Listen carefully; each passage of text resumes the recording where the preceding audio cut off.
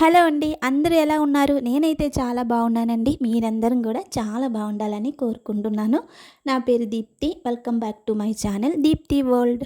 ఈ వీడియో వచ్చేసి ఓణం పండగ రోజు తీసిన వీడియో అండి.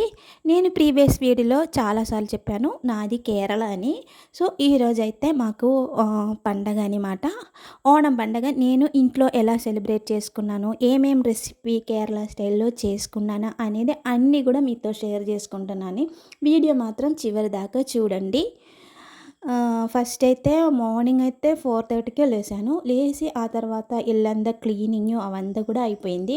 తర్వాత అయితే ఇక్కడైతే పూజ అయితే ఫస్ట్ దీపం అయితే పెట్టుకుంటున్నానండి. నేను ఈ ఓణం పండగ గురించి ఒక చిన్న స్టోరీ మీతో కూడా షేర్ చేసుకుంటున్నానండి. అంటే నాకు తెలిసినంతవరకు స్టోరీ మా అమ్మ నాన్న చిన్నప్పటి నుంచి చెప్పిన స్టోరీ అండి ఇది. ఓణం పండగ గురించి. ఓణం అంటే కేరళలో మాత్రమే ఓణం సెలబ్రేషన్ ఉంటుంది కదా, అది ఎందుకు చేసుకుంటారు, ఓణం పండగ ఎందుకు అసలు చేసుకోవాలి, ఎందుకు చేసుకుంటున్నారా అనే స్టోరీ మీతో కూడా షేర్ చేసుకుంటున్నానండి. ఒకానొక్క రోజుల్లో కేరళ అనే రాజ్యం మహాబలి అనే అసుర రాజావు పరిపాలించిన వాళ్ళంట. అప్పుడు అక్కడ ఉన్న ప్రజలందరూ కూడా చాలా సంతోషంగా ఉండేవాళ్ళు. ఏ లోటు లేకుండానే రాజు ప్రజల్ని చూసుకునే వాళ్ళంట. అప్పుడు పైన ఉన్న దేవన్మారి ఇవన్నీ చూసి వాళ్ళకైతే మహాబలి మీదే కుళ్ళొచ్చింది. ఇవి దేవన్మార్ అందరు కలిసి మహావిష్ణు దగ్గరికి వెళ్ళి వాళ్ళ బాధలు అయితే చెప్పుకున్నారు. ఇలాగే పోతే కేరళలో అందరు ప్రజలు కూడా మహాబలికి గుడి కట్టేస్తారు, మమ్మల్ని మర్చిపోతారు, మాకు పూజలు అయితే చెయ్యరు అని చెప్పారు. అప్పుడు విష్ణు ఆలోచనలో పడ్డారు. ఆ తర్వాత మా వామనుడు అవతారం ఎత్తారంట. వామనుడు అవతారం ఎత్తి భూలోకంలోకి వచ్చారు, కేరళలోకి వెళ్ళారంట.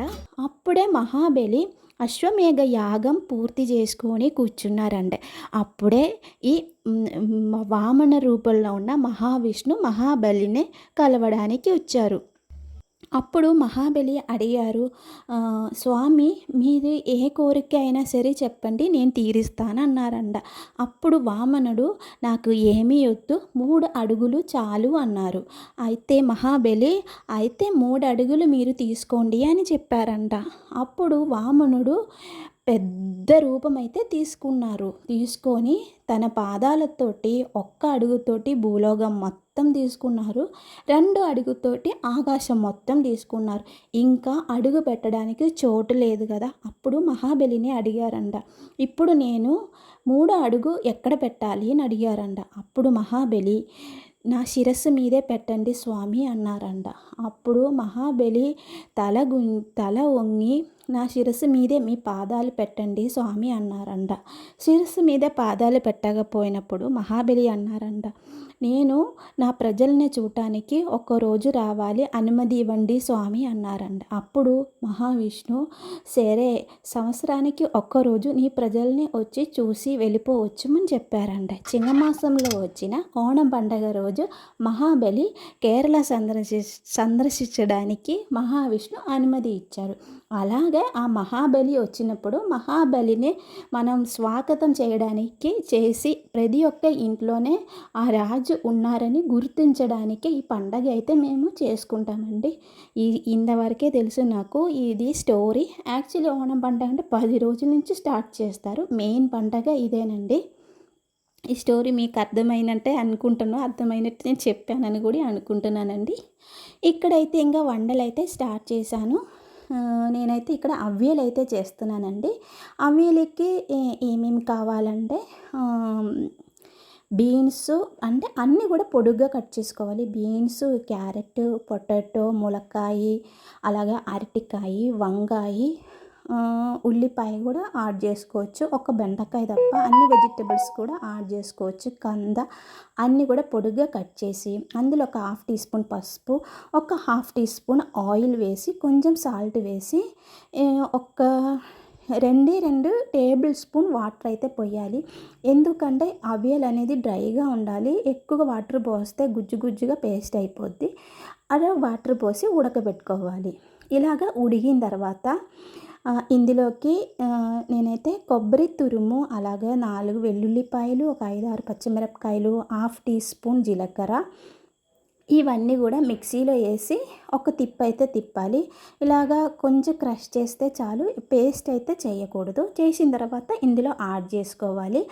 యాడ్ చేసిన తర్వాత మళ్ళీ తిప్పి ఇంకొక 2 టేబుల్ స్పూన్ల నీళ్ళైతే వాటర్ అయితే యాడ్ చేసుకోవాలి. వాటర్ ఎక్కువగా యాడ్ చేస్తే ఇది బాగా పేస్ట్ అయిపోయి టేస్ట్ కూడా బాగోదు. అందుకనే డ్రైగా ఉండాలి అవియల్ అనేది. తర్వాత ఇందులో కొన్ని కరివేపాకు, మళ్ళీ ఒక హాఫ్ టీ స్పూన్ ఆయిల్ వేసి మళ్ళీ ఒక 5 మినిట్స్ అయితే ఉడికించుకోవాలి. ఇక్కడైతే నేను సాంబార్కి పప్పు అయితే ఉడకబెట్టానండి. పప్పు ఉడకబెట్టిన తర్వాత ఇందులో అన్ని వెజిటబుల్స్ కూడా యాడ్ చేస్తాను.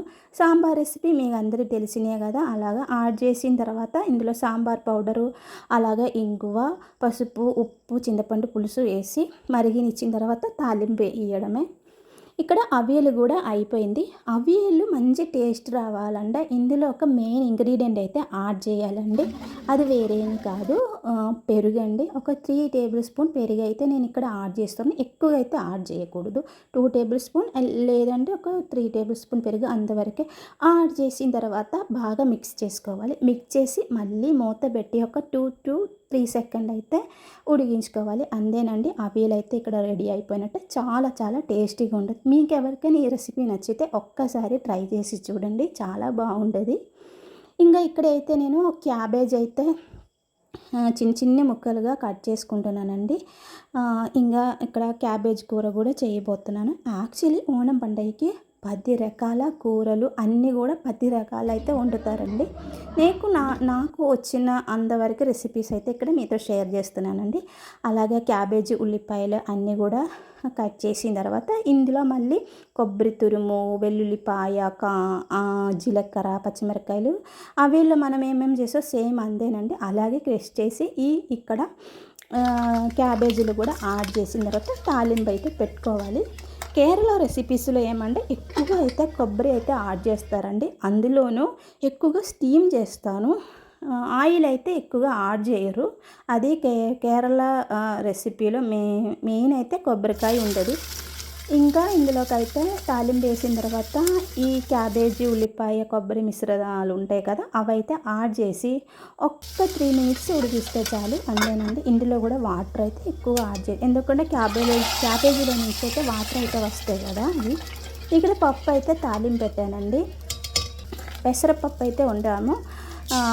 పెసరపప్పులోకి నేను కొబ్బరి అయితే యాడ్ చేశాను. కొబ్బరి బాగా పేస్ట్ చేసి యాడ్ చేశాను అనమాట. యాడ్ చేసి బాగా ఉడికించిన తర్వాత తాలింపు అయితే పెట్టాను. ఇక్కడైతే సాంబార్ కూడా తాలింపు అయితే పెట్టేశానండి.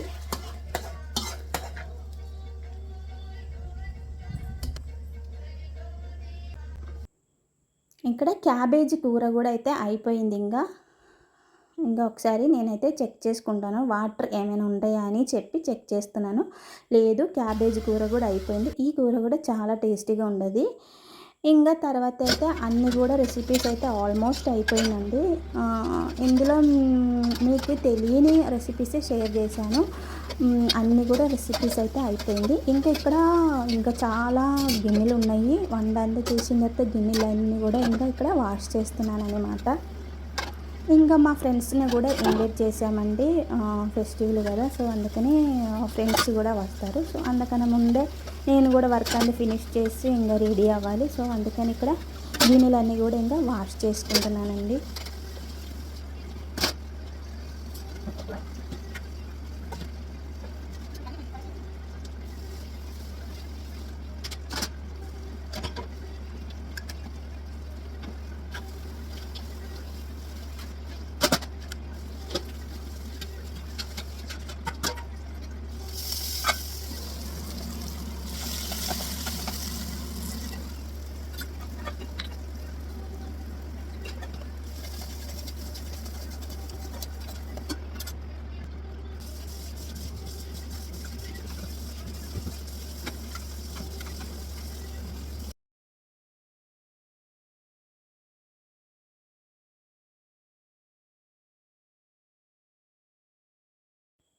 గిన్నెలన్నీ కూడా వాష్ చేసిన తర్వాత స్టవ్, కౌంటర్ టాప్ అంతా కూడా క్లీన్ చేసేసాను.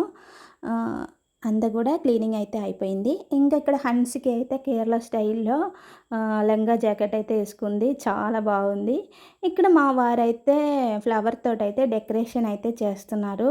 ఇంకా నేను ముగ్గు వేసి లోపల ముగ్గేసి ఫ్లవర్‌తో అయితే ముగ్గు పెట్టిన తర్వాత దీపం అయితే పెట్టాలి. సో, అందుకని ఇక్కడ ఏ ముగ్గెయ్యాలా అని చెప్పి హన్సిక నాకు అడుగుతుంది. తను వేస్తా ఉంది ఫస్టు. సరే నువ్వు రెడీ అయ్యావు గదా! ఇంక నేను వేస్తాను కూర్చోమని చెప్పి నేనైతే ఇక్కడ వేస్తున్నాను.